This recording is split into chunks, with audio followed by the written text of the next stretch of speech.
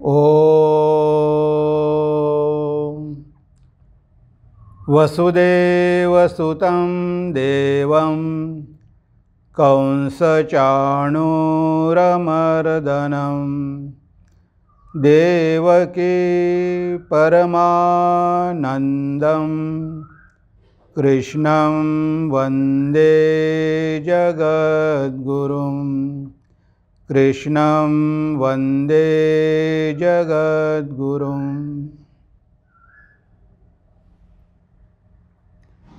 प्रिय मित्रांनो, नमस्कार। सुलभ गीता रसामृत व्याख्यान मालिकेमध्ये आपलं सगळ्यांचं स्वागत आहे। आजचं आपलं 24वे चिंतन असणार आहे आणि मागच्या क्लासमध्ये आपण भगवद्गीतेचा 14वा अध्याय सुरू केलेला आहे। त्याचा पहिला भाग आपण बघितलेला आहे। आज आपण दुसरा भाग बघूया। तर पहिल्या भागामध्ये आपण बघितलं मागच्या क्लासमध्ये की मनुष्याच्या आध्यात्मिक जीवनामधले अडथळे कोणते आहे। तर हे 3 गुणच आपल्या मार्गातले अडथळे आहे, रजोगुण, तमोगुण आणि सत्वगुण। ह्या 3 गुणावर आपल्याला कंट्रोल करून, नियंत्रण करून पलीकडे जायचं आहे। तेव्हा ते भगवंताने सांगितलं की ओळखायचं कसं, त्याची लक्षणं सांगितली।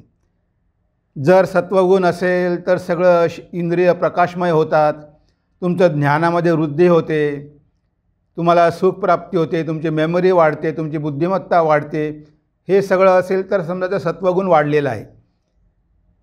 खूप आसक्ती आहे, खूप कामना आहे, अहंकार आहे, समजायचं की आपल्यामधला रजोगुण वाढलेला आहे।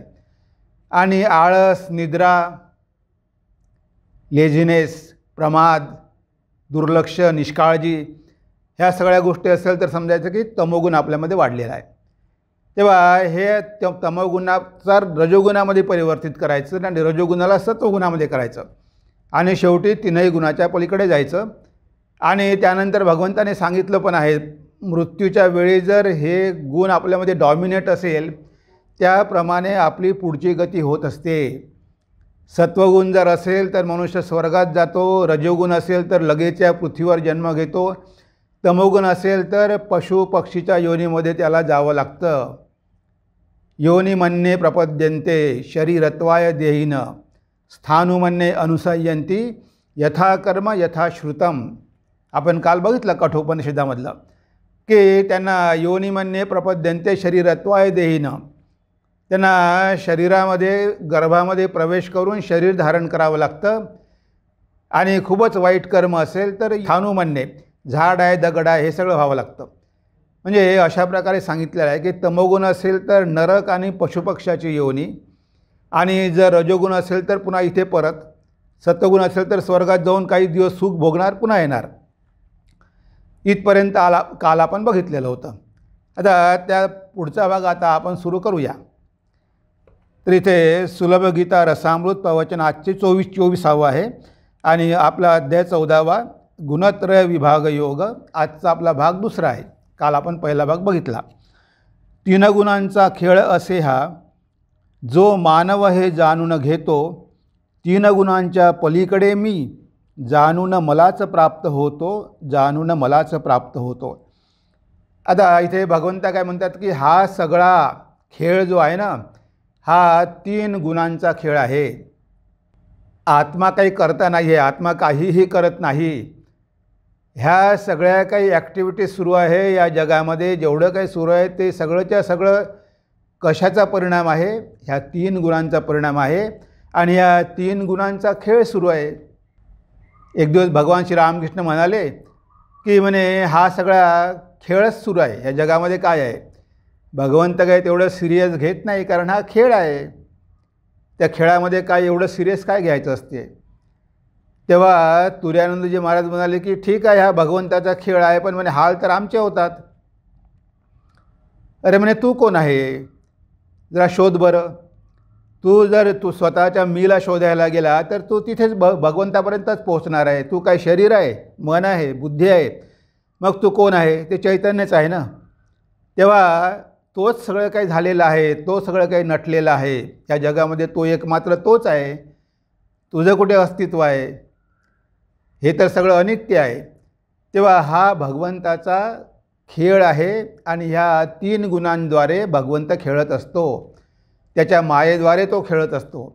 त्याला सृष्टी, स्थिती, प्रलय सगळे खेळच आहे. जेव्हा भगवान श्री रामकृष्णांचे पुतणे अक्षय, जेव्हा अक्षयचा मृत्यू झाला तेव्हा ठाकूर तिथे होते. त्यांनी बघितलं मृत्यूच्या वेळेस आणि ते हसायला लागले.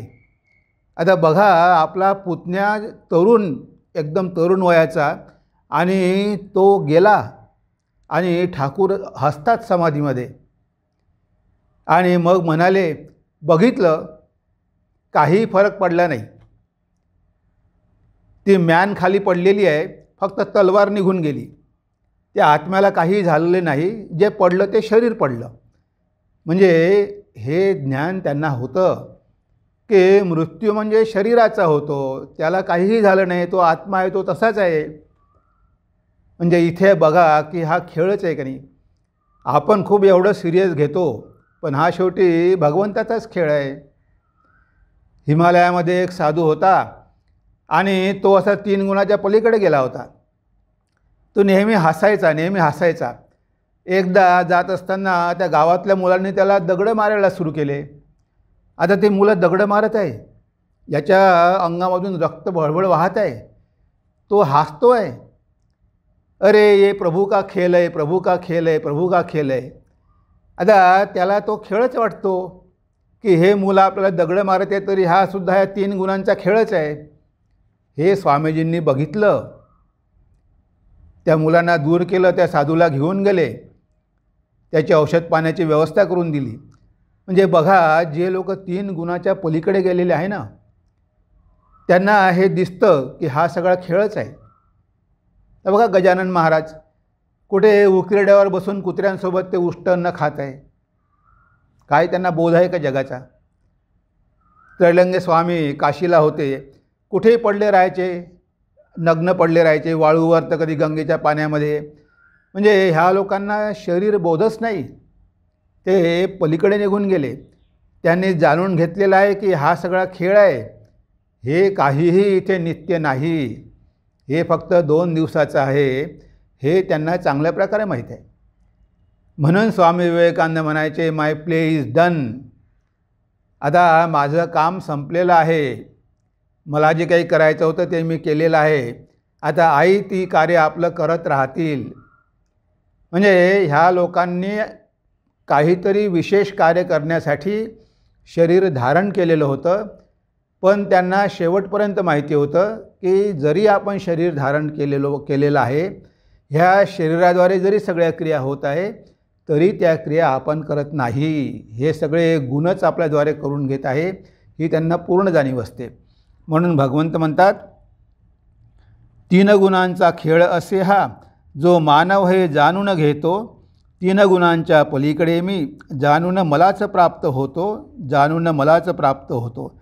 आपण गीतेच्या 3ऱ्या अध्यायात एक श्लोक बघितला, तत्ववित्तु महाबाहो गुणकर्म विभागयोः गुणागुणेषु वर्तन्त इति मत्वा न सज्जते. इथे काय म्हणतात, तत्ववित्तू म्हणजे जो ज्ञानी आहे, तत्व जाणणार आहे, तो म्हणतो गुणकर्म विभागयो, हे सगळं गुणाचं कर्म आहे, जगामध्ये जे काही होत आहे सगळं गुणाचं कर्म आहे. आणि गुणागुणेषु वर्तन्ते, हे गुण एकमेकाशी खेळत आहे.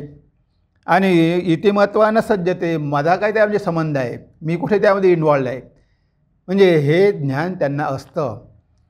तर इथे भगवंत म्हणतात इथे की हा सगळा 3 गुणांचा खेळ आहे, हे जाणून जे त्याच्या पलीकडे जातात ते शेवटी मलाच येऊन मिळतात. त्यानंतर अर्जुन प्रश्न विचारतो, अर्जुन वदला देवा सांग मला, अर्जुन वदला देवा सांग मला, कसे असते त्यांचे आचरण, मुक्त पुरुषाची काय लक्षणे, कसे घेतले स्वरूप जाणून, कसे घेतले स्वरूप जाणून. अर्जुन वदला देवा सांग मला, कसे असते त्यांचे आचरण. ह्या लोकांचं आचरण कसं असते भगवंता, हे जे 3 गुणाच्या पलीकडे गेलेले आहेत ते ह्या जगामध्ये कशा प्रकारे आचरण करतात, त्यांच्यापासून आम्हाला काहीतरी शिकायला मिळेल. आता ठाकूर म्हणायचे की जे त्या 3 गुणांच्या पलीकडे आहेत ते बालकवत होऊन जातात. विवेक चूडामणीमध्ये शंकराचार्य म्हणतात, बालकवत, पिशाच्यवत, उन्मत्तवत. म्हणजे ह्या त्यांच्या अवस्था असतात, त्यांना कोणी ओळखू शकत नाही. उन्मत्तवत असतात, लोकांना वाटतं की पागलच झाला आहे तेव्हा. आणि बालकवत म्हणजे एकदम लहान मुलासारखा होऊन जातो तो. म्हणून असे लोक लहान मुलांना आपल्यासोबत ठेवतात, कारण लहान मुलामध्ये कोणताही गुण नसतो, ते गुणाच्या पलीकडे असतात. बघा, आत्ताच मुलं भांडणं करणार आणि दुसऱ्या वेळेतच पुन्हा मैत्री करणार आणि एकत्र खेळणार, ते मनामध्ये काही ठेवत नाही. ते जाईल समुद्रावर वाळूचं घर करेल, पण वडिलांना म्हटले की अरे बेटा चल घरी जायचं आहे, ते लात मारून ते तोडून पण टाकेल. तिथे आसक्ती बिलकुल नाही आहे. ठाकूर म्हणायचे की तो एक छान धोतर घालतो आणि रस्त्याने फिरतो आणि म्हणतो माझ्या बाबांनी धोतर दिलं, माझ्या बाबांनी धोतर दिलं. कोणी म्हटलं अरे देऊन दे ना मला, नाही नाही मी देणार नाही, माझ्या बाबांनी दिलं. आणि दुसरा एखादा येतो आणि तो म्हणतो हे घे चॉकलेट, ते धोतर मला दे. तो चॉकलेट घेतो आणि धोतर देऊन टाकतो. म्हणजे लहान मुलाचा स्वभाव, ठाकूरांचा पण स्वभाव असाच होता, एकदम लहान मुलासारखा. कधी कधी खूप काळजी करायचे, अरे माझा हात मोडला, याचं काय होईल, बरा होईल की नाही, सगळ्यांना विचारायचे. कोणी म्हटले की हां बरा होईल, मग त्यांना बरं वाटायचं. एक दिवस मथुरला म्हणाले, अरे मथुर आज माझ्या लघवीमध्ये काहीतरी किडा गेला. त्यांना खूप चिंता लागून गेली, अरे काय किडा गेला. आता मथुर बाबूला माहीत आहे की बाबाची अवस्था बालकवत आहे, आणि बाबा तुम्ही काही काळजी करू नका, तो तुमच्या शरीरामध्ये कामकीट होता तो निघून गेला आणि आता तुमचं शरीर पवित्र झालं. अरे हो, तुला सांगितलं तर बरं झालं, नाहीतर मला खूप काळजी लागून गेली होती. म्हणजे एकदम बालकासारखा स्वभाव होऊन जातो. ज्या लोकांनी हे तत्त्व जाणून घेतलं आहे ते एकदम बालकासारखे होऊन जातात, कोणत्याही गोष्टीला आसक्त नाही. आईने म्हटलं की हा तुझा काका आहे, आता तो काका कोणत्या जातीचा आहे, कोणत्या धर्माचा आहे, तो काही विचार करत नाही. माझा काका आहे, तो सगळ्यांना सांगेल की हा माझा काका आहे. म्हणजे बालकवत, उन्मत्तवत, पिशाच्यवत, म्हणजे असं त्यांचं आचरण असते. ते अर्जुन तेच विचारतो, अर्जुन वदला देवा सांग मला, कसे असते त्यांचे आचरण, मुक्त पुरुषाची काय लक्षणे, कसे घेतले स्वरूप जाणून, कसे घेतले स्वरूप जाणून. तर इथे मुक्त पुरुष या जगामध्ये राहतात, पण त्यांचा व्यवहार जगाआगळाच असतो. असं नाही की ते कुणाला घाबरतात, ते एकदम निर्भय असतात, त्यांच्यामध्ये अशी काही भीती नसते. हे आता आध्यात्मिक आहे म्हणजे त्याच्यामध्ये भीती आहे नाही, ते अन्यायाचा प्रतिकार पण करतात गरज पडली तर. असं नाही की ते सगळं सहन करतात, ते पण आहे. कधीकधी सिंहासारखा पराक्रम करतात, लोकांना उपदेश पण देतात. म्हणजे हे सगळे गुण त्यांच्यामध्ये असतात. आता नागमहाशय बघा, 3 गुणांच्या पलीकडे गेलेले आहे, कशावरच आसक्ती नाही. आजूबाजूच्या घरांना आग लागली आहे, पेटलेली आहे, ती आग यांच्या घरावर येत आहे, ती बायको सगळं काढते घरामधून बाहेर.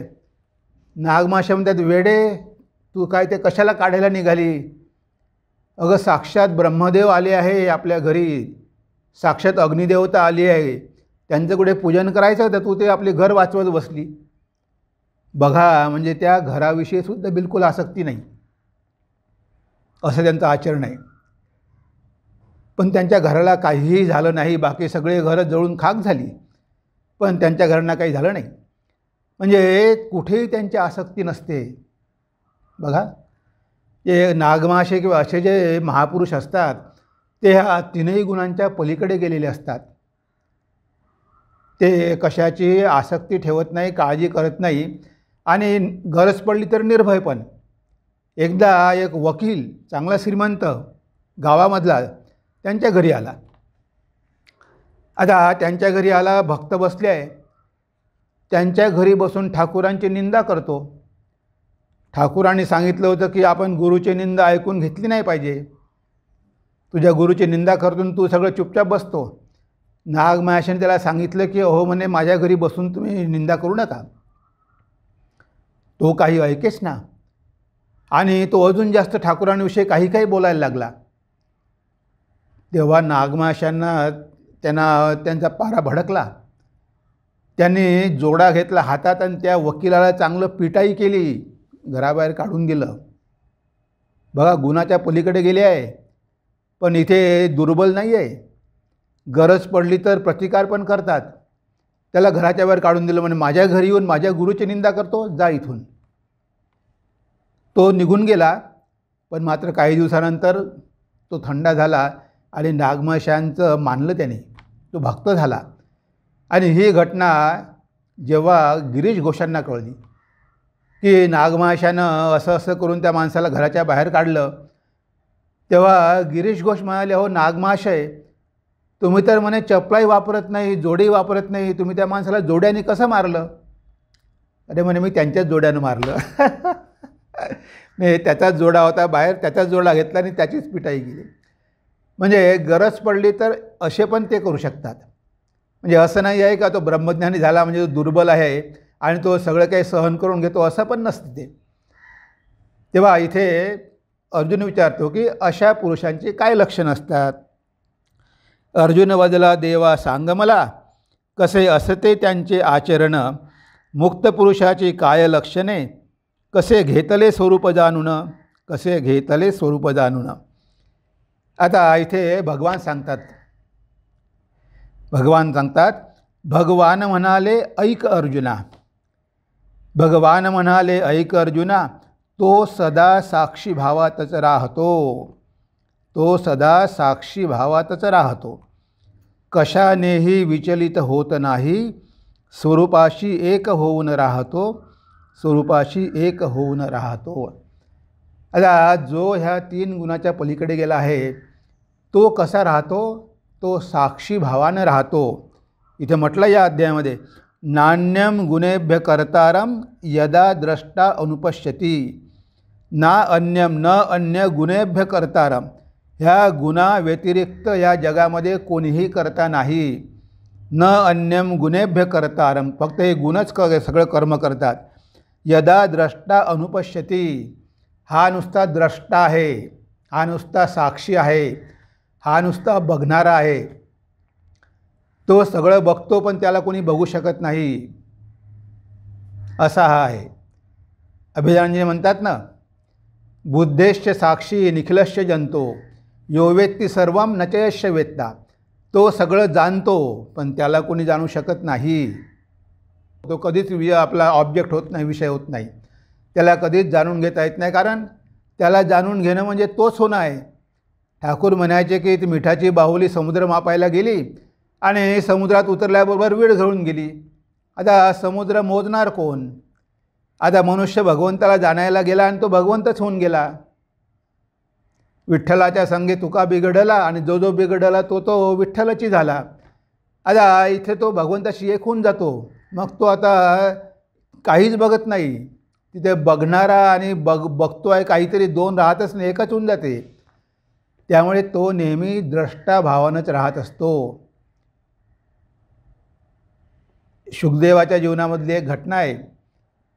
शुकदेवांना त्यांच्या वडिलांनी व्यासांनी सगळं काही शिकवलं, पण त्यांच्या मनामध्ये संशय आला की हे मला जे शिकवलं ते बरोबर आहे का, मला ब्रह्मज्ञान झालं आहे का. तेव्हा व्यास म्हणाले की तुला जर काही संशय असेल तर तू जनकाकडे जा. आता शुकदेव जनक राजाकडे गेले, त्यांच्या महालामध्ये गेले. जनक राजांनी काहीही त्यांची पर्वा केली नाही. त्या गेटच्या बाहेर वॉचमननी त्यांना थांबवलं आणि 7 दिवस तिथे बसवून ठेवलं. 7 दिवस गेटच्या बाहेरच बसवून ठेवलं. कोणी विचारपूस केली नाही, कोणी काही केली नाही. 7 दिवसानंतर त्यांना वाजा गाजा सगळे कपडे, स्नान, अत्तर सगळं लावून त्यांना सगळा सत्कार करून बँड वाजवून त्यांना महालामध्ये घेऊन गेले. 7 दिवसानंतर खूप सत्कार केला. त्यांचं आदरातिथ्य इतकं केलं की खूपच केलं. त्यानंतर एक दिवस मोठ्या हॉलमध्ये सभा चाललेली होती. तो राजदरबार होता. सगळे तिथे मंत्री वगैरे बसले आहे. तिथे नाच आणि गाण्याचा कार्यक्रम होता. आता मध्ये त्या नर्तकी नाचत होत्या त्या, आणि गाणं वाजणं जोरात सुरू आहे, मैफिल सुरू आहे छानपैकी. तिथे शुकदेवाला बोलावलं, त्याला बोलावून घेऊन या. तो शुकदेवाला, आणि जनकाने एका वाटीमध्ये त्याला तेल दिलं. हे म्हणे तेल भरलेली वाटी आहे. आता तू ह्या दरबाराला चक्कर मारून 7 असे चक्कर मारा आणि इथे ये. बघ एकही थेंब यामधलं तेल खाली पडलं नाही पाहिजे. आता शुकदेवाने ते वाटी घेतली. मध्ये मैफिल सुरू आहे, नाच गाणं काय काय सुरू आहे सगळं मध्ये सेंट्रल भागामध्ये, आणि हा आपला असा राऊंड जाऊन असा 7 चक्कर मारत आहे. 7 चक्कर मारले, एकही थोडा पण एक थेंबसुद्धा तेलाचा खाली पडला नाही. मग जनक राजा म्हणाले की मी आता सांगतो की तुला खरं खरं ब्रह्मज्ञान झालेलं आहे. आता तू बिलकुल संशय करू नको, तू ब्रह्मज्ञानीच आहे. म्हणजे 7 दिवस तुझ्याकडे कोणी लक्ष दिलं नाही तरी तू बिलकुल विचलित झाला नाही. इथे म्हटलंच आहे, कशानेही विचलित होत नाही, स्वरूपाशी एक होऊन राहतो. 7 दिवस तुझा अपमान केला पण तू विचलित झाला नाही. त्यानंतर 7 दिवस तुझं एवढं आदरातिथ्य केलं तरी पण तुझं मन जसं होतं तसंच राहिलं. तुनं काही खूप आनंद दाखवला नाही. आणि इथे एवढ्या गोंगाटामध्ये इकडे सगळ्या बाया नाचत आहे, गात आहे, पण तुझं लक्ष तिकडे बिलकुल गेलं नाही. तुझं लक्ष बिलकुल विचलित झालं नाही. आणि तू हे एक थेंब पण न सांडू देता चक्कर मारले. म्हणजे तुझ्या मनावर पूर्ण कंट्रोल आहे, पूर्ण संयम आहे. ह्या सगळ्या गोष्टीमुळे तुझं मन बिलकुल विचलित झालं नाही. हेच तर ब्रह्मज्ञानाचं लक्षण आहे. तेव्हा म्हणे तू ब्रह्मज्ञानी आहे. तर हा नेहमी साक्षी रूपानं राहतो. ज्याला ईश्वरलाभ झाला आहे, ज्याला आत्मज्ञान झालं आहे, जो गुणाच्या पलीकडे गेला आहे, तो नेहमी साक्षी रूपानं बघतो की मला काही कर्तव्य नाही, मी नुसता अकर्ता आहे. हे जे काही होत आहे हे शरीर मनाद्वारे होत आहे ही त्याला पूर्ण जाणीव असते. आपलं काय आहे, आपण ह्या पंचकोशाशी आपण आसक्त होतो. आता हे शरीर म्हणजे काय आहे, अन्नमय कोश, मनोमय कोश, प्राणमय कोश, विज्ञानमय कोश, आनंदमय कोश, ह्या 5 कोशांनी हे शरीर बनलेलं आहे. आपण ह्या एका कोशाशी आसक्त होतो आणि म्हणतो मी शरीर आहे. आता मी शरीर आहे म्हटल्यानंतर तुम्ही त्या शरीराची आसक्त झाले. तुमचा एक डोळा फुटला, अरे मी एका डोळ्यानं आंधळ झालो. अरे तुम्ही नाही आंधळे झाले, तुमचा डोळा आंधळा झाला. आज मी खूप चंचल होतो, अरे तुम्ही चंचल नव्हते, तुमचं मन चंचल होतं. आज मला काहीच कळत नव्हतं, अरे तुला कळत होतं, तुझ्या बुद्धीला कळत नव्हतं. म्हणजे आपण ह्या एका कोशाशी आसक्त होतो. जेव्हा आपण म्हणतो की मी शरीर आहे तेव्हा आपण शरीराशी आसक्त होतो. तेव्हा यावर मी हिंदीमध्ये काही 2-4 कडवी लिहिली आहे, ते तुम्हाला वाचून दाखवतो थोडक्यात आणि थोडी एक्सप्लेन करतो आणि मग पुढे जाऊया आपण. शरीर को प्रारब्ध चलाता, शरीर को प्रारब्ध चलाता, क्यों तू इतना चिंतित होता. रोग निरोग का देह से नाता, तुम हो नित्य साक्षी परमात्मा, तुम हो नित्य साक्षी परमात्मा. आता ह्या आपल्या शरीराला कोण चालवत आहे, आपलं प्रारब्ध कर्म चालवत आहे. जोपर्यंत आपलं प्रारब्ध आहे, आपल्या जीवनामध्ये जेवढे काही सुखदुःख आहे ते तुम्हाला भोगावेच लागणार आहे. तुमचं शरीर प्रारब्ध चालवत आहे किंवा म्हणा भगवंत चालवत आहे. मग जर आता शरीर प्रारब्ध चालवत आहे आणि प्रारब्धाप्रमाणे जे काही घडायचे ते घडणार आहे, मग एवढे चिंतित कशाला होता. तुम्हाला या शरीराची काळजी करायची गरज काय आहे. रोग निरोग आहे देह से नाता. शरीर रोगी आहे निरोगी आहे याचा संबंध कशाशी आहे, शरीराशी आहे. ठाकूर म्हणायचे शरीर जाने दुःख जाने मन तुम्ही आनंदी ठेको. त्यांना कॅन्सर झाला होता. ते म्हणायचे मना हे शरीर जाऊ दे आणि ते दुःख जाऊ दे, तू आनंदामध्ये राहा, तू भगवंताचं चिंतन करत राहा, तू कशाला काळजी करतो, ते सगळं शरीर भोगेल ना. म्हणजे शरीराशी बिलकुल आसक्त नाही. कॅन्सर झाला आहे पण नेहमी आनंदामध्ये आहे, सगळ्यांशी बोलत आहे. आपण ह्या शरीराशी एक होतो आणि ह्या शरीराची आपण एवढी चिंता करतो, काय होईल काय होईल, काहीही होणार नाही, जे व्हायचं आहे तेच होणार आहे. तुमच्या प्रारब्धाप्रमाणे जितके दिवस ते शरीर जगायचं तितके दिवसच ते जगणार आहे. त्याच्यापेक्षा एक दिवस पण कोणी कमी करू शकत नाही, एक दिवस वाढवू शकत नाही. आता हे जर निश्चित आहे की जन्म झाला त्या दिवशीच तुमचा मृत्यू ठरलेला आहे, आता हे जर निश्चित आहे तर मग तुम्ही कशाला एवढी काळजी करता. कारण आपण शरीराला आसक्त झालेलो आहे. आपण साक्षीरूपानं शरीराला बघू शकत नाही. हेच तर अज्ञान आहे. त्यानंतर मन बघा.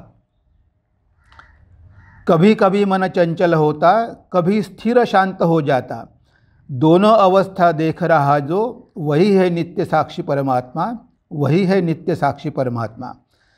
तर कभी कभी मन चंचल होता, कधी कधी आपलं मन अतिशय चंचल होतं आणि कधी कधी खूप शांत असतं, एकदम स्थिर होतं.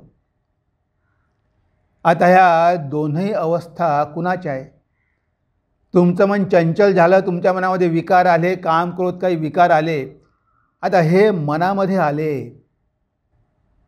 इथे म्हणतात की हे चंचलता आणि मन स्थिर राहणं, शांत राहणं हे कशाचं आहे, हे मनाचं आहे. ह्या मनामध्ये सगळ्या घडामोडी होत असतात, सगळे चांगले वाईट विचार मनामध्ये होत असतात. आणि तुम्ही तर मन नाही, तुम्ही ह्या मनाला बघणारे आहात, तुम्ही साक्षी आहात. हीच तर खरी साधना आहे. तुम्ही जेव्हा ध्यानाला बसता, तुमच्या मनामध्ये खूप विचार येतात, तुम्ही त्या विचारांशी कशाला एक होता. आपण एकात्म होतो. आपण त्या विचाराला वेगळं ठेवू शकत नाही. अरे मी वेगळं आहे, मी ऑब्झर्वर आहे, मी फक्त माझ्या मनामध्ये आलेले विचार बघणारा आहे, मी मन नाही आहे. मनोबुद्धी अहंकार चित्तानि नाहम, न च श्रोत्र जिह्वे न च घ्राण नेत्रे, न च व्योम भूमी न तेजो न वायू, चिदानंद रूप शिवोहम शिवोहम. हे सगळे विकार मनाचे आहे. माझे कुठे आहे, मी तर नित्यशुद्ध आहे, सच्चिदानंद स्वरूप आहे. ह्या मनाकडे बघा. त्यामुळे विचलित होऊ नका. मनामध्ये चांगले वाईट विचार आले तर ते बघा ना, त्याच्यावर बारकाईनं लक्ष ठेवा ना, ऑब्झर्व करा ना, त्याचं परीक्षण निरीक्षण करा. पण इथे आपण मनाशी एक होतो, मनोमय कोशाशी एक होतो आणि आपण स्वतःला मन समजतो. स्वतःला मनापासून आपण वेगळं करू शकत नाही.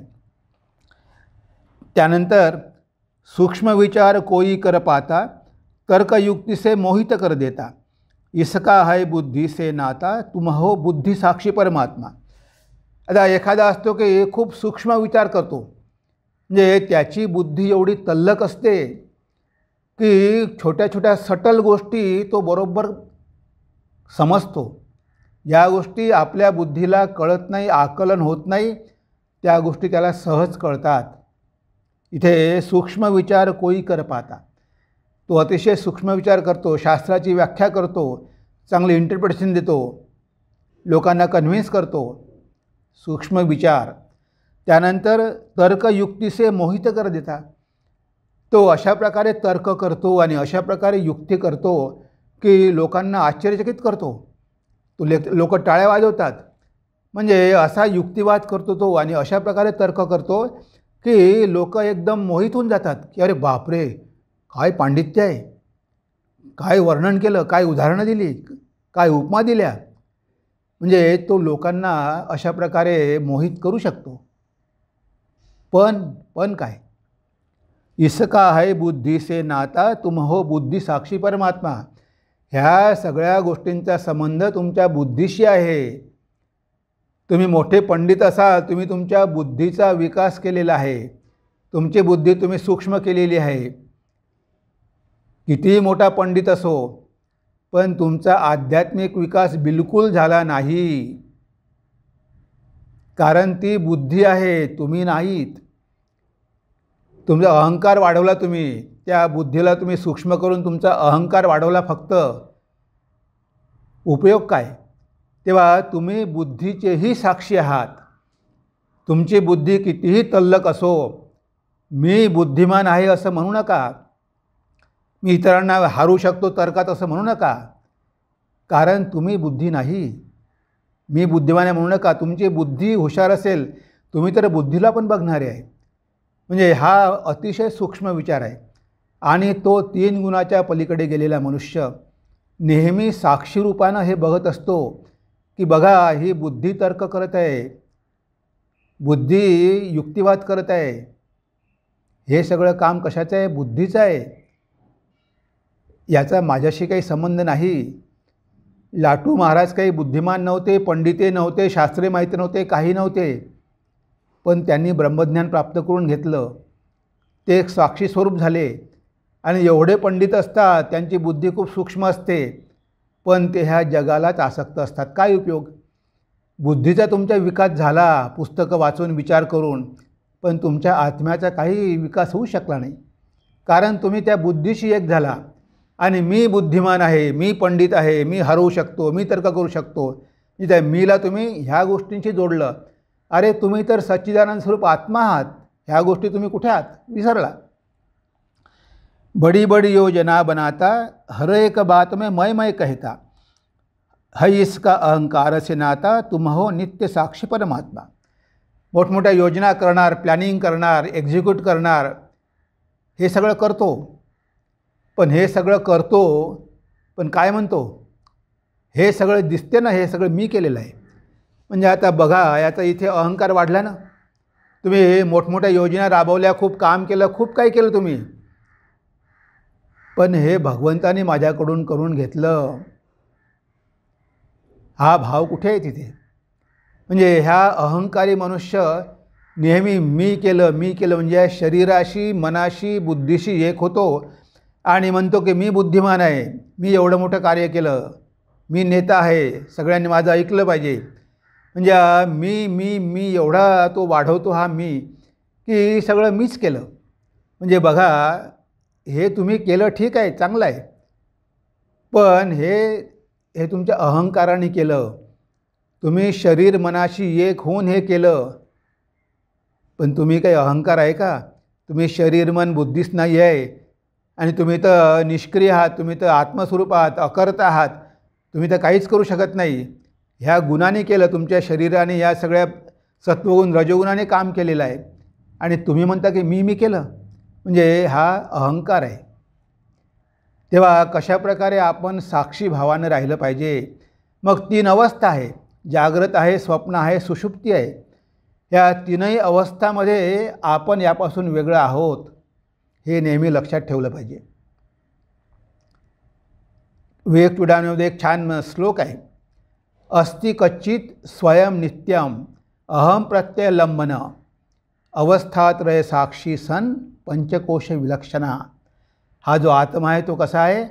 अस्ति क्वचित स्वयं नित्यम, हा नित्य आहे, नेहमी राहणार आहे. अहम प्रत्यय लंबन, तो अहम जो म्हणतो ना, तो खरा आत्मा आहे, पण त्या अहमला आपण बाकीच्या गोष्टी जोडतो. हा आपला मूर्खपणा आहे, हे आपलं अज्ञान आहे. त्या अहमला तुम्ही काहीच जोडू नका. आपण त्या अहमला इतके उपाधी लावतो, मी याचा वडील आहे, मी याचा बाप आहे, मी याचा मुलगा आहे, मी वकील आहे, मी डॉक्टर आहे. म्हणजे एवढ्या उपाधी तुम्ही लावता. अरे तुम्ही डॉक्टर नाही, तुम्ही वकील आहे, तुम्ही बापही नाही, तुम्ही आई नाही, तुम्ही काही नाही, तुम्ही तर आत्मा आहात. पण आपण ह्या सगळ्या उपाधी आपल्यावर लावून घेतो की मी अमुक आहे, मी तमुक आहे, मी तमुक आहे, मी तमुक आहे. तुम्ही त्या अहमला काही लावू नका. इथे शंकराचार्य तेच म्हणतात, अस्ति कशी स्वयं नित्यम, तो नित्य आहे. अहम प्रत्यय लंबन, तो फक्त अहम आहे. आणि काय आहे? अहम ब्रह्मास्मी, मी ब्रह्म आहे असं म्हणा. मी आत्मा आहे, हे ब्रह्मबोध असू दे तुमच्यामध्ये की मी ब्रह्मच आहे, अहम ब्रह्मास्मी, अहम पितासी, अहम मातासी, हे असं तुम्ही म्हणता. अरे तुम्ही ह्या अहमला इतर गोष्टीशी कशाला जोडता? तो अहम तर ब्रह्मास्मी आहे, मी तर ब्रह्म आहे. आता त्या ब्रह्मास्मीला सोडून दिलं अहम ब्रह्मास्मीला, आणि त्या अहमला ह्या सगळ्या जगातल्या गोष्टीशी जोडलं. म्हणजे एवढ्या उपाधी लावल्या की मला एवढी पदवी आहे, मला हे केलं मी ते केलं. आता ह्या उपाधी काय आहे? हे बंधन आहेत, हे सुपर इम्पोजिशन आहे. तुम्ही आत्म्यावर लादलेलं आहे सगळं. आत्म्यामध्ये हे काहीही नाही आहे. मी ब्राह्मण नाही, मी क्षुद्र नाही, मी स्त्री नाही, मी पुरुष नाही, मी डॉक्टर नाही, मी वकील नाही, मी काहीही नाही. ह्या सगळ्यापासून भिन्न आहे, कारण मी शरीरच नाही. आता मी जर शरीरच नसेल तर या शरीराशी असलेले संबंध कुठे आले? आई आहे, वडील आहे, बाप आहे, मुलगा आहे, पती आहे, पत्नी, हे कुठे आहे? मी शरीरच नाही तर मग संबंधच काय आला माझा? पण हे आपण विसरतो. आपण स्वतःला या शरीराशी इतकं एकात्म होतो, मनाशी, बुद्धीशी, की हे सगळे जे शरीराशी संबंध आहे ते आपण म्हणतो की हे सगळे माझ्याशी संबंधित आहे. अरे तुमचा संबंध कुणाशीच नाही, तुम्ही या सगळ्याच्या पलीकडे आहात. स्वामी विवेकानंद त्यांच्या सॉंग ऑफ संन्यासीमध्ये म्हणतात, दे know not truth who dream such vacant dreams as father, mother, children, wife and friend. The sexless self, whose father he, whose child, whose friend, whose foe is he. He is but one, he is all in all and none else exists and thou art that. संन्यासी बोल से ओम तत्सतो. इथे स्वामीजी म्हणतात की दे know not, ते अज्ञानी आहेत, त्यांना कळत नाही. ते काय म्हणतात की I am father, I am mother, this is all ignorance. तेव्हा इथे स्वामीजी म्हणतात की मी ब्रह्मच आहे असंच म्हणा. They know not, they think that I am the father, mother, friend, फो. They see such vacant dreams. बघा, असे खोटे स्वप्न आपण बघतो, पण ह्या गोष्टींशी आपला खरोखर संबंध आहे का? आपला काहीही संबंध नाही. तर म्हणून इथे अहंकाराशी पण आपला संबंध नाही.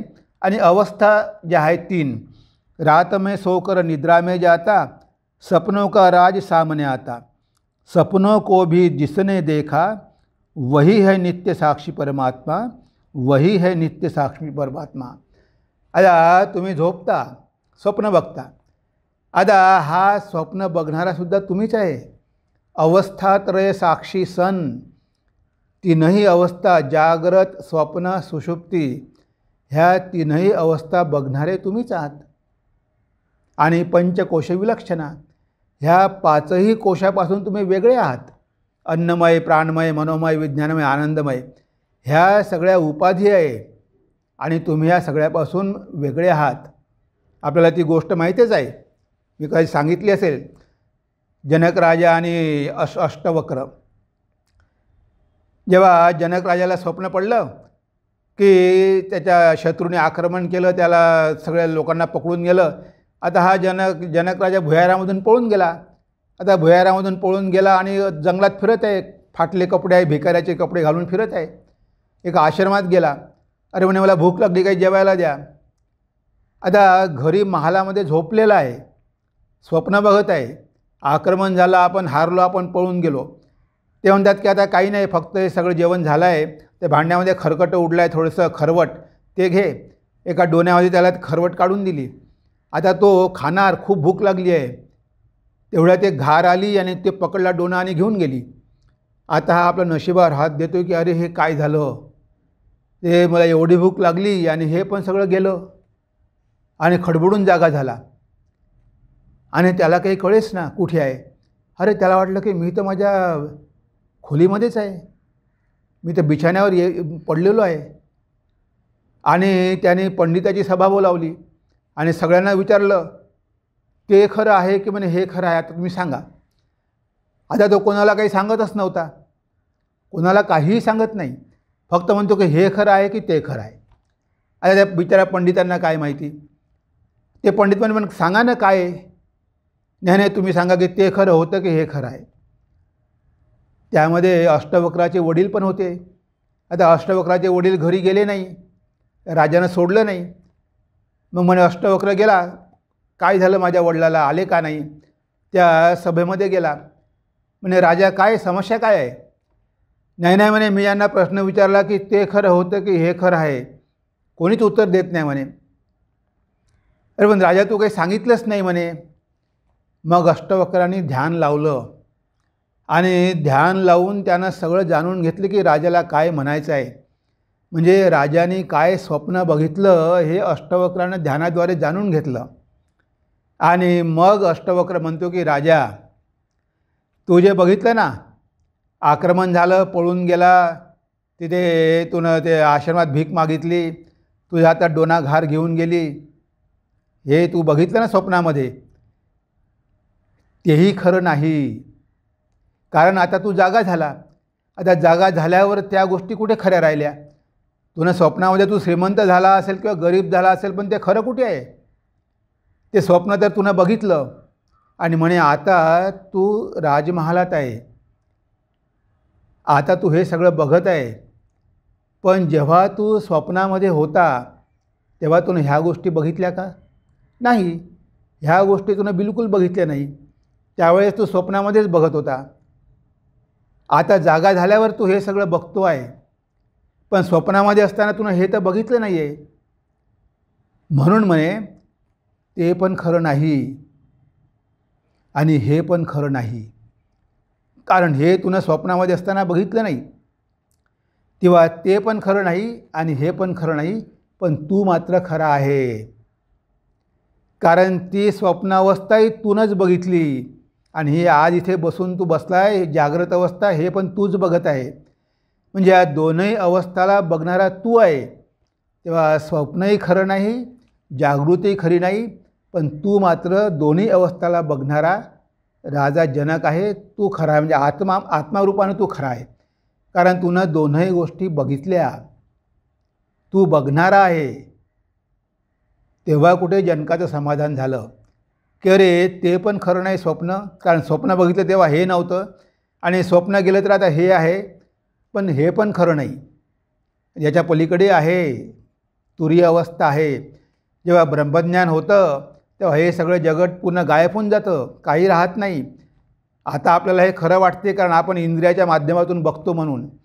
पण जेव्हा आपण इंद्रियातीत जाऊ, त्रिगुणाच्या पलीकडे जाऊ, त्रिगुणातीत होऊ, तेव्हा हे जग आपल्याला दिसणारच नाही. आपल्याला एक ब्रह्मच दिसेल सगळीकडे. म्हणून तो तीन अवस्थाचा पण साक्षी आहे. म्हणून भगवान काय म्हणतात, भगवान म्हणाले ऐक अर्जुना, तो सदा साक्षीभावातच राहतो, कशानेही विचलित होत नाही, स्वरूपाशी एक होऊन राहतो, स्वरूपाशी एक होऊन राहतो. त्यानंतर सुखदुःखाला समान मानतो, सुखदुःखाला समान मानतो, माती लाकूड सोने हा भेद नाही, निंदा स्तुती प्रिय अप्रिय यांनी विचलित कधीच होत नाही, विचलित कधीच होत नाही. तर इथे काय म्हणतात की सुखदुःखाला समान मानतो. जीवनामध्ये कितीही सुख आली आणि दुःख आली विचलित होत नाही, सगळ्यांना समान रूपानं मानतो. कितीही दुःख आली तरी सहन करतो. एक दिवस रात्री नागमाशाच्या झोपले असताना मांजर त्यांच्या डोळ्यावाला कुरतडली, खरवटलं, त्यांच्या डोळ्या रक्त वाहू लागलं. बायको ओरडली, ते म्हणाले काळजी करू नको, हे श्रीरामकृष्णांनी माझी परीक्षा घेतली, त्या मांजरीच्या रूपामध्ये आले आणि माझी परीक्षा घेतली, काहीतरी पाप केलं असेल. विचलित बिलकुल झाले नाही. म्हणजे जीवनामध्ये सुख आली आणि दुःख आली तरी हे लोक बिलकुल विचलित होत नाही. माती लाकूड सोने हा भेद नाही, आणि ही माती आहे, हा लाकूड आहे, हे सोनं आहे, हा सुद्धा भेद ते करत नाही. ठाकुरांनी मग आपण बघितलं, एका हाती माती घ्यायचे, एका हाती रुपये घ्यायचे, गंगेत फेकून द्यायचे, सोना माटी माटी सोना दोनो एक समान. स्वामीजींना एकाने सोन्याची घडी दिली त्यांच्या शिष्यानी अमेरिकेतल्या. एकदा काही तरुण आले, तो तरुण म्हणतो की स्वामीजी तुमची घड्याळ खूप चांगली आहे. काढली खिशातली, देऊन टाकली, हे घे, आवडली ना तुला, मग ही तुझी आहे, कुणाला देऊ नको मात्र. म्हणजे बिलकुल आसक्ती नाही. म्हणजे सोना मिट्टी दोन्ही एक समान आहे. ह्या मनुष्याला जो 3 गुणाच्या पलीकडे गेलेला आहे याला याचं काही महत्त्व नसते. जेव्हा विष्णू राधाकांत मंदिर, विष्णू मंदिरामधले दागिने चोरी झाले, मथुरबाबूचं मंदिर होतं, कालीचं होतं आणि दुसरं विष्णूचं होतं. त्या विष्णू मंदिराच्या मूर्तीचे दागिने चोरी झाले तेव्हा मथुर म्हणतो की भगवंता तू काय आहे, काय तू तुझे दागिने रक्षण करू शकला नाही. छी छी छी. ठाकूर रागावले. अरे म्हणे काय मथुर, ज्याची साक्षात लक्ष्मी पदसेवा करत आहे त्याला काही कमी आहे? अरे तुझ्या दृष्टीनं सोनं आहे, त्याच्या दृष्टीनं ही तर माती आहे. तुला काय वाटतं इतका तो हे झाला नीच की भगवंताला असं म्हणतो तू? हे बघा, ठाकूरांनी त्याला बरोबर केलं. म्हणजे ह्या लोकांच्या मनामध्ये माती लाकूड सोने हा भेद नाही. निंदास्तुती प्रिय अप्रिय यांनी विचलित कधीच होत नाही. कोणी निंदा केली, कोणी स्तुती केली, कोणी प्रिय आहे, कोणी अप्रिय आहे, यामुळे कधीही विचलित होत नाही. लोक निंदाही करतात आणि स्तुतीही करतात. आता माझा हा शत्रू आहे, हा दुश्मन आहे, मी त्याचा द्वेष केला पाहिजे नाही. ते मित्राचा आणि शत्रूचा दोघांनाही समान रूपानं बघतात. Love the enemy. जेव्हा जीसस क्राइस्टला क्रुसावर चढवलं तेव्हा क्राइस्ट म्हणतो, O Lord pardon them, they do not know what they are doing. त्यांना माफ करा, त्यांना कळत नाही ते काय करून राहिले ते. जे बघा, ते जीसस क्राइस्ट भगवंताला त्यांच्यासाठी प्रार्थना करतात की त्यांना माफ करा, त्यांना क्षमा करा, त्यांना कळत नाही ते काय करून राहिले ते. म्हणजे इथे शत्रूविषयी पण त्यांच्या मनामध्ये द्वेष नसतो आणि हे प्रिय आहे मला, हा मित्र आहे मला प्रिय आहे आणि तो शत्रू आहे अप्रिय आहे असं त्यांच्या मनामध्ये काहीही नसते. कारण ते एकच बघतात, दोन कुठे बघतात. तेव्हा प्रिय अप्रिय नाही. कोणी निंदास्तुती केली तरी त्याची काही पर्वा नाही. कारण त्यांना माहिती आहे की हे सगळं जे होत आहे ते ह्या गुणाचा खेळ आहे. ते शरीराला, मनाला, बुद्धीला करत आहे सगळं. मला काय करत आहे? मला तर स्पर्शही करू शकत नाही. म्हणून निंदास्तुती प्रिय अप्रिय यांनी विचलित कधीच होत नाही. यांनी विचलित कधीच होत नाही. निर्धनोपी सदा सुखी. जरी पैसे नसले तरी आनंदात राहतात. यांना या जगातलं ऐश्वर्य, पैसा हे सगळ्या गोष्टी सुखी करू शकत नाही. आता कोठे धावे मन तुझे चरण देखलिया. भाग गेला शीन गेला अवघा झाला आनंद. अरे मना आता कुठे धावतो? आता भगवंताचे चरण बघितले आहे, आता काय तुला याच्यामध्ये रस आहे? तुकाराम महाराज म्हणतात, शिवाजी महाराज सगळे दागिने घेऊन आले, कपडे घेऊन आले, सोनं चांदी हिरे सगळं आणलं. तुकाराम महाराज घरी नव्हते, बायकोने सगळं घेतलं. खूप आनंद झाला, वा खूप मिळालं. तुकाराम महाराज घरी आले म्हणजे सगळं परत करा, काढा सगळं, काढा सगळं काढा. आणि शिवाजी महाराजांना ते सगळंच्या सगळं परत केलं. कुठेही मोह झाला नाही. हे सोनं आहे की हे अमुक आहे की ते अमुक आहे, बिलकुल मोह नाही. म्हणजे सोना, लाकूड, दगड हे सगळं माती त्यांना समान असते. त्यांच्या दृष्टीनं याला काहीही महत्त्व नाही. आपल्या दृष्टीनं खूप महत्त्व आहे. पण हे जे 3 गुणाच्या पलीकडे गेले आहे यांच्यामध्ये या विषयाविषयी कधीच आसक्ती निर्माण होत नाही. हे लक्षण आहे. ज्याला ब्रह्मज्ञान झालेलं आहे त्याची लक्षणं सांगत आहे. मित्रशत्रू भेद मुळीच नाही. मित्रशत्रू भेद मुळीच नाही. मानापमान समान मानतो. मी करता भाव सोडून देऊन निरंतर कर्म करीत राहतो. निरंतर कर्म करीत राहतो. तिथे काय म्हणतात? मित्रशत्रू भेद मुळीच नाही. हा मित्र आहे आणि हा शत्रू आहे, हा मनामध्ये भेद मुळीच नाही. मानापमान समान मानतो. कोणी मान केला आणि अपमान केला तरी समान मानतो तो. कारण शेवटी हा मान आणि अपमान कशाचा होतो? आपण आपल्या मनामध्ये स्वतःविषयीची एक प्रतिमा तयार करतो की मी अमुक अमुक आहे, मी बुद्धिमान आहे. आणि त्या प्रतिमेला जर ठोच पोचली तर आपल्याला वाटतं की माझा अपमान केला. आता अपमान कुणाचा केला? तुम्ही जर शरीरच नाही तर अपमान कुणाचा केला? ह्या ब्रह्मज्ञ पुरुषांना माहीत असते की मला कोण विचलित करणार आहे, माझा कोण अपमान करणार आहे, हे त्यांना माहिती असते. हा अहंकार आपला काही केल्या जात नाही. त्यामुळे आपल्याला मान आणि अपमान याला आपण खूप महत्त्व देतो. कारण अहंकारामुळे आपला अहंकार दुखावला जातो. कोणी आपली इन्सल्ट केली. स्वामी विवेकानंद म्हणतात त्यांच्या इन्स्पायर्ड टॉकमध्ये, go to the place where people will humiliate you, where people will insult you, so that they will kick out your ego. अशा ठिकाणी जा की ज्या ठिकाणी लोक तुमचा अपमान करतील, तुमच्या प्रतिमेला ठोस पोहोचवतील, अशा ठिकाणी जा.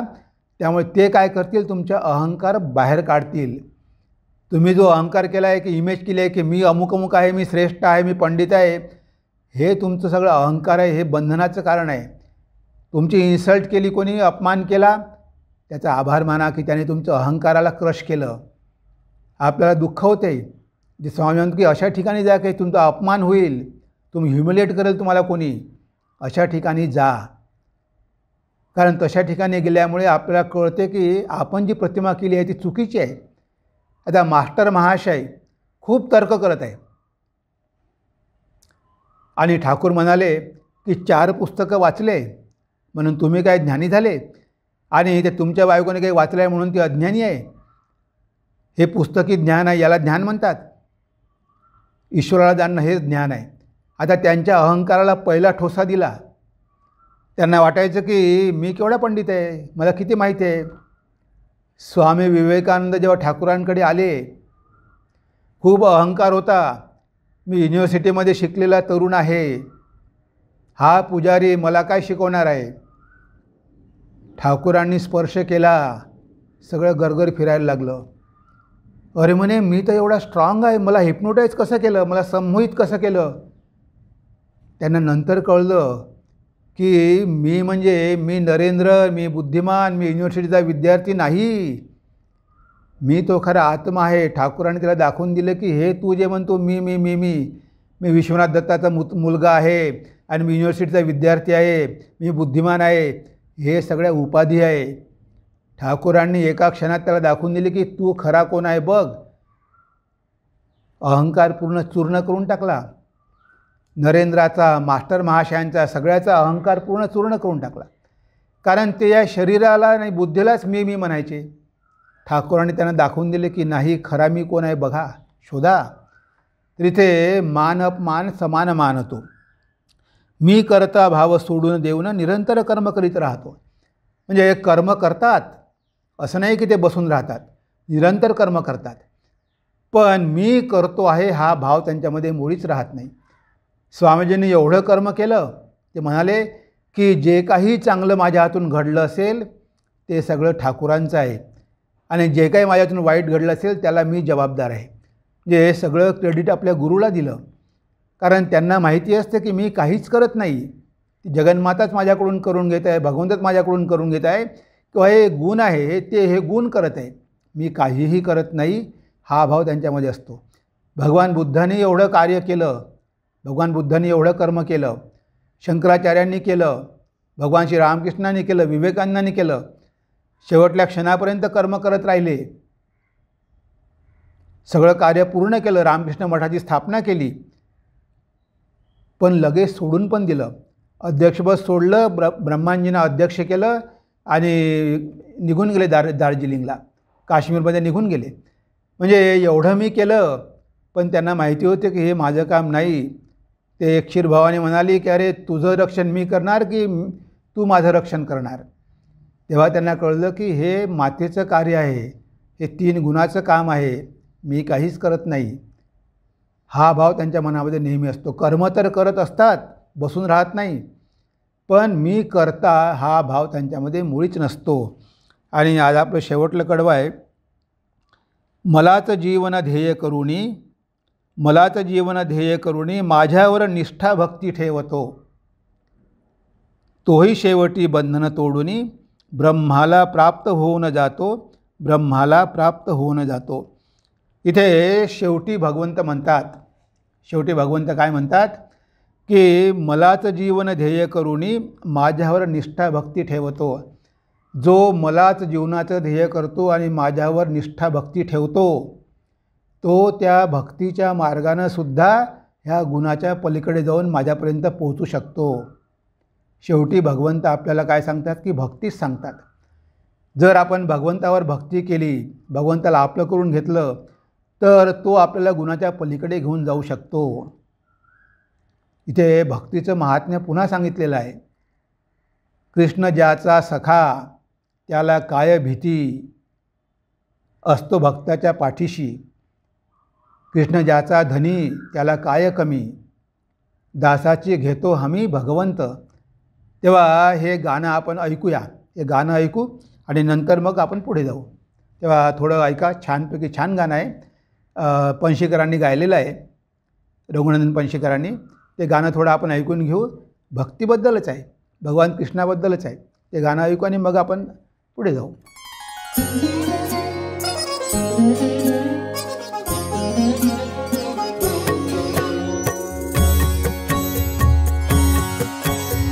कृष्ण ज्याचा सखा त्याला काय भीती, कृष्ण ज्याचा सखा त्याला काय भीती. नित्य राही पाठीशी, नित्य राही पाठीशी भगवंत, भगवंत. कृष्ण ज्याचा सखा त्याला काय भीती. नित्य राही पाठीशी, नित्य राही पाठीशी भगवंत, भगवंत. कृष्ण ज्याचा सखा त्याला काय भीती.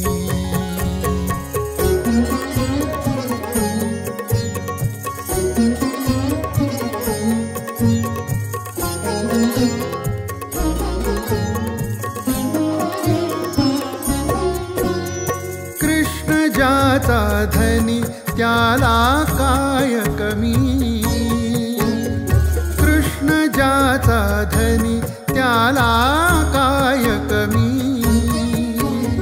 दासाची घेई हमी, दासाची घेई हमी भगवंत, भगवंत. कृष्ण ज्याचा सखा त्याला काय भीती.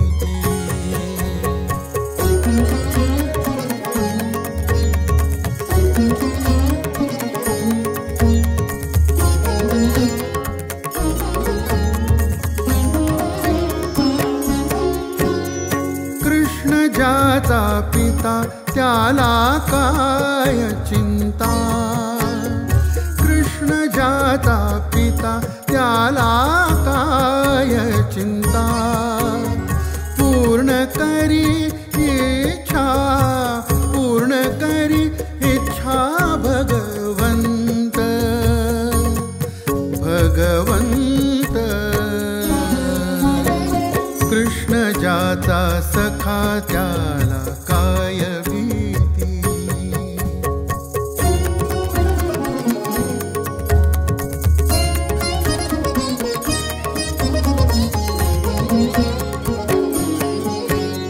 श्रीकांत म्हणतो कृष्ण सर्व काही.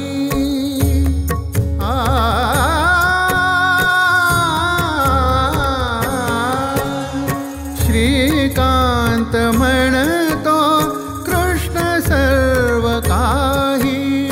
ठेवा त्याचे ठाई, ठेवा त्याचे ठाई. श्रद्धा भक्ती, श्रद्धा भक्ती. कृष्ण ज्याचा सखा त्याला काय भीती. नित्य राही पाठीशी, नित्य राही पाठीशी भगवंत, भगवंत. हरे कृष्ण, हरे कृष्ण, कृष्ण कृष्ण हरे कृष्ण, हरे कृष्ण, हरे कृष्ण, कृष्ण कृष्ण हरे कृष्ण, हरे कृष्ण, हरे कृष्ण, कृष्ण कृष्ण हरे कृष्ण, हरे कृष्ण, हरे कृष्ण, कृष्ण कृष्ण हरे कृष्ण. तर बघितलं ह्या गाण्यामध्ये काय भाव आहे की भगवंताशी नातं जोडा. अर्जुनाने भगवंताशी मित्राचं नातं जोडलं. सखा मी भगवान कृष्णाचा सखा आहे. आता जेव्हा भगवान कृष्णाचा सखा आहे तर तुला कसली भीती आहे? तुझ्या भगवंत पाठीशी आहे की युद्ध कर, तुला काही भीती नाही, भगवंत पाठीशी आहे. आणि जेव्हा भगवंत आपला मालक आहे, स्वामी आहे, आपण त्याचे दास आहो, हा दास्यभाव आहे. हनुमंत रामाचे दास होते. आता त्या दासाची हमी तर भगवंत घेणारच आहे. ते दासाची जबाबदारी भगवंतावरच आहे. आणि तो तर आपला पिता आहे. तो एक भाव जोडला पाहिजे की ईश्वर माझा माता आहे, पिता आहे. आणि मग काय, तुमच्या सगळ्या इच्छा पूर्ण करतील आईवडील, त्यांना करणं भाग आहे, त्यांचं कर्तव्य आहे. तेव्हा जेव्हा भगवंत पाठीशी असतात तेव्हा आपल्याला या जगामध्ये कोणीही त्रास देऊ शकत नाही. सगळ्या इच्छा आपल्या पूर्ण होतात आणि ब्रह्मज्ञानसुद्धा भगवंत देऊ शकतात. हे स्वामी विवेकानंदांनी डेमॉन्स्ट्रेट करून दाखवलं की भगवंतावर भक्ती असेल तर मनुष्य कसा त्या 3 गुणाच्या पलीकडे जाऊ शकतो. त्यांनी जेव्हा रामकृष्ण मठ आणि मिशनची स्थापना केली स्वामीजींनी, बघा इथे असे नियम करून दिले की तुम्ही आपोआप गुणाच्या पलीकडे जाता. पहिलं म्हणजे रामकृष्ण स्वामीजी म्हणायचे की रामकृष्ण मिशन काय आहे? Ramakrishna purifying machine. हे रामकृष्ण मिशन नाही तर रामकृष्ण प्युरिफाईंग मशीन आहे. ह्या मशीनमध्ये माती टाकली तर तिकडे सोनं होऊन निघते. जो या मिशनमध्ये येतो आणि राहतो तो जर शेवटपर्यंत मरेपर्यंत राहू शकला तर त्याच्या जीवनाचं सोनं होते. तो 3 गुणाच्या पलीकडे जातो. त्यासाठी स्वामीजींनी हा मठ सुरू केला. सकाळी 4 वाजता उठून ध्यान केलं पाहिजे, नाहीतर मठामध्ये भिक्षा मिळणार नाही. तुम्हाला बाहेर जाऊन माधुकरी करावी लागेल असा नियम केला होता बेलूर मठामध्ये. आता बघा सकाळी 4 वाजता उठून मंदिरात जाऊन ध्यान करायचं म्हणजे बघा तमोगुण गेला. आता 8 वाजेपर्यंत झोपू शकत नाही म्हणजे तमोगुणाला जिंकलं की नाही. की तमोगुण जिंकण्यासाठी नियम केला की सगळ्यांनी 4 वाजता उठलंच पाहिजे. रजोगुण भरपूर आहे, खूप इच्छा आहे, एनर्जी आहे. आता तुमच्यामध्ये एनर्जी आहे ना, मग भगवंताचं काम करा. बसून कशाला राहता? 8 घंटे भगवंताचं काम करा. कर्मयोग त्यांनी शिकवला. त्या कर्मयोगाच्या माध्यमातून, निष्काम कर्माच्या माध्यमातून चित्तशुद्धी करून घ्या. तुम्ही दिवसभर काय करणार? बसून राहणार आहे का? तुमच्या रजोगुणाला दिशा द्या. नाही तुम्ही काही फालतू गोष्टी करत बसाल. त्याऐवजी भगवंताचंच काम करा. तुम्हाला कामच करायचं आहे ना, तर भगवंताचं काम करा. स्वतःसाठी लोभासाठी कशाला करतात? जे इथे आपल्या रजोगुणाला त्यांनी डायरेक्शन दिलं. दररोज शास्त्र अध्ययन केलं पाहिजे. तुमची बुद्धी तल्लक केली, तुमच्या बुद्धीला डायरेक्शन दिलं म्हणजे तुमच्यामध्ये सत्वगुण आहे, सत्वगुण आला पाहिजे. तुमची बुद्धी जर डल असेल, शास्त्र वाचल्यानं तुमच्या बुद्धीचा विकास होईल, तुमची बुद्धी सूक्ष्म होईल, तुम्हाला कळू शकेल. म्हणजे त्या सत्वगुणाला पण डायरेक्शन दिलं. आणि ह्या सगळ्या गोष्टी करताना भगवंताची भक्ती पण करा. दररोज संध्याकाळी भगवंताची आरती करा. दररोज संध्याकाळी श्रीरामकृष्णांच्या नामाचा जप करा. म्हणजे हे सगळं करताना जर भक्ती असेल तर ह्या सगळ्या गोष्टीमध्ये तुम्हाला आवड निर्माण होईल. स्वामी वीरेश्वरानंदजी महाराज रामकृष्ण मठाचे 10वे अध्यक्ष आणि माझे गुरुदेव, ते म्हणायचे, एखाद्या ब्रह्मचार्यांची मीटिंग होती, ते म्हणाले की बघा जेव्हा आपण काम करतो तेव्हा कधीकधी काम कंटाळवाणं होतं आपल्याला. एकच एक काम किती दिवस करायचं. पण म्हणे त्या कामामध्ये आवड निर्माण करायची असेल तर काय केलं पाहिजे? आता गाईला तुम्ही जर कडबा आणि कुटार खायला घातलं नेहमी, ती गाय खाऊ शकत नाही. पण त्या कडब्यामध्ये आणि कुटारामध्ये जर तुम्ही ढेप मिसळली, थोडीशी सरकी मिसळली आणि ते छानपैकी त्याचं मिश्रण केलं आणि गाईला खायला दिलं, ती गाय आवडीनं ते खाते म्हणे. तेव्हा तुम्ही कर्म करता, पण त्यामध्ये ठाकूरांची भक्तिरूपी ढेप आणि सरकी जर तुम्ही मिसळवली तर ते काम तुम्हाला मोनोटोनस होणार नाही, कंटाळवाणं होणार नाही. त्यामध्ये आवड निर्माण होईल. मी ठाकूरांचं काम करतो आहे, मी ठाकूरांचं नाव करतो आहे, मी ठाकूरांचं जीवन वाचतो आहे. तेव्हा जर तुमच्यामध्ये भक्ती असेल तर ह्या सगळ्या गोष्टी तुम्ही खूप प्रेमानं, आनंदानं आणि चांगल्या प्रकारे करू शकाल. म्हणजे बघा स्वामीजींनी रामकृष्ण मिशन सुरू केलं आणि ह्या 3 गुणाच्या पलीकडे साधक कसा जाऊ शकतो हे प्रात्यक्षिक करून आपल्या डोळ्यासमोर ठेवलेलं आहे की ह्या 3ही गुणाला आपण कसं ओव्हरकम करू शकतो. पण शेवटी भक्ती आहे. ती भक्ती आहे म्हणून या सगळ्यामध्ये आवड आहे. म्हणजे नुसतं शुष्क हृदय नाही, त्यामध्ये ज्ञानही आहे, कर्मही आहे, भक्ती आहे, योगही आहे, सगळं काही आहे. आणि या माध्यमातून 3 गुणाच्या पलीकडे आपल्याला जायचं आहे. बघितलं? तेव्हा हा आहे गुणत्रय विभाग. आपण विस्तारानं चर्चा केलेली आहे. तेव्हा आज आपण इथेच विराम देऊया. तेव्हा एकदा पुन्हा ही कविता आपण वाचून घेऊ, पूर्ण कविता वाचून घेऊ. आपण 12 कडवे आहे, 12ही कडवे वाचून घेऊ आणि आजच्या चिंतनाला आपण इथे विराम देऊ. सुलभगीता रसामृत. आजचं प्रवचन आपलं 24वावं होतं, दुसरा भाग होता. तेव्हा अध्याय 14वा गुणत्रय विभाग योग आणि आजचा दुसरा भाग. आता पहिले आपण कालचे वाचून घेऊ आणि नंतर मग आजचे वाचू. भगवान म्हणाले, ऐक अर्जुना, तुला देतो अतिउत्तम ज्ञान. हे ज्ञान प्राप्त होई ज्याला, तो न परत जन्म घेई जान, तो न परत जन्म घेई जान. 3 गुणांनी झाली प्रकृती, सत्वरजतम त्यांना म्हणती. प्रकृतीचे हे 3 गुणची येथे, जीवात्म्याला बंधनात टाकती. सत्वगुण शांत निर्मळ असोनी, प्रकाशरूप विकाररहित असते. सुखप्राप्तीयन ज्ञान देऊनी, सत्व जीवाला संसारात बांधते. कामना आणि आसक्तीपासून रजोगुण हा उत्पन्न होत असे. सकाम कर्म, कर्मफलासक्ती जीवाला संसाराशी बांधत असे. ऐक अर्जुना, तमोगुण हा तर अज्ञानातून उत्पन्न होत असतो. देहाभिमानी मानवाला येथे प्रमाद आळस निद्रेद्वारे बांधतो. सत्वगुणी जातो स्वर्गलोकात, रजोगुणी फिरून येथे जन्मतो. आपल्या दुष्कर्माने तमोगुणी पशुपक्षी होऊन नरक भोगतो. 3 गुणांचा खेळ असे हा, जो मानव हे जाणून घेतो. 3 गुणांच्या पलीकडे मी, जाणून मलाच प्राप्त होतो. अर्जुन वदला, देवा सांग मला, कसे असते त्यांचे आचरण. मुक्त पुरुषाची काय लक्षणे, कसे घेतले स्वरूप जाणून. भगवान म्हणाले, ऐक अर्जुना, तो सदा साक्षी भावातच राहतो. कशानेही विचलित होत नाही, स्वरूपाशी एक होऊन राहतो. सुखदुःखाला समान मानतो. माती लाकूड सोने हा भेद नाही. निंदास्तुती प्रिय अप्रिय यांनी विचलित कधीच होत नाही, विचलित कधीच होत नाही. मित्र शत्रू भेद मुळीच नाही. मानापमान समान मानतो. मी करता भाव सोडून देऊनी, निरंतर कर्म करीत राहतो, निरंतर कर्म करीत राहतो. मलाच जीवन ध्येय करूनी, माझ्यावर निष्ठा भक्ती ठेवतो. तोही शेवटी बंधन तोडूनी, ब्रह्माला प्राप्त होऊन जातो, ब्रह्माला प्राप्त होऊन जातो. तेव्हा आज आपल्या चिंतनाला आपण इथेच विराम देऊया. आज आपला 14वा अध्याय गुणत्रय विभाग योग अध्याय संपलेला आहे. तेव्हा आपण शांतिमंत्र म्हणून इथेच आज आपण विराम देऊया आपल्या 24व्या प्रवचनाला.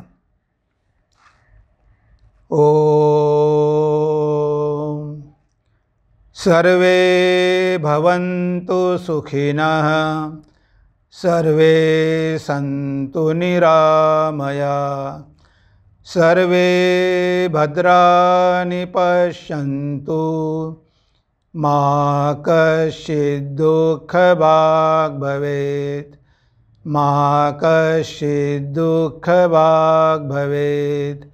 ओम शांति शांति शांति. हरि ओम तत्सत्. श्रीरामकृष्णार्पणमस्तु.